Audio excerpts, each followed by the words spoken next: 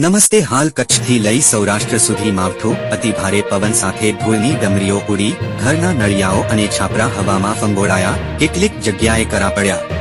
ગુજરાત હવામાન વિભાગ દ્વારા વેસ્ટર્ન ડિસ્ટર્બન્સની અસરને કારણે સર્જાયેલા સાયક્લોનિક સર્ક્યુલેશનની અસરથી આગામી 48 કલાક રાજ્યના વિવિધ જિલ્લાઓમાં ગાજવીજ સાથે વરસાદ વરસવાની આગાહી કરવામાં આવી છે.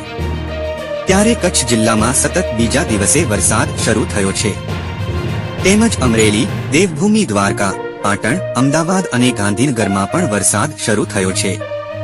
કચ્છ જિલ્લાના ગ્રામ્ય વિસ્તારમાં અતિભારે પવનની સાથે ધૂળની ડમરીઓ ઉડી હતી, જેને પગલે ઘરના નળિયાઓ અને છાપરા હવામાં ફંગોળાયા હતા. તેમજ કેટલીક જગ્યાએ કરા પણ પડ્યા હતા. ગુજરાતના હવામાન વિભાગ દ્વારા આગામી 2 દિવસ હળવા વરસાદ કે થંડરસ્ટોર્મ એક્ટિવિટી થવાની સંભાવનાઓ વ્યક્ત કરી છે.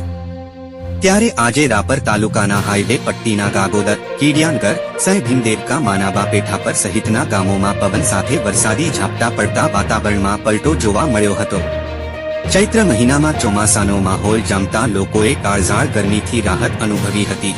દેશ અને દુનિયાના સમાચાર જોવા અમારી ચેનલ સાથે જોડાયેલા રહો. તેમજ બાજુમાં આપેલ સબસ્ક્રાઇબ બટન દબાવી ચેનલને અવશ્ય સબસ્ક્રાઇબ કરી દેજો. મળીશું નવા વિડીયોમાં.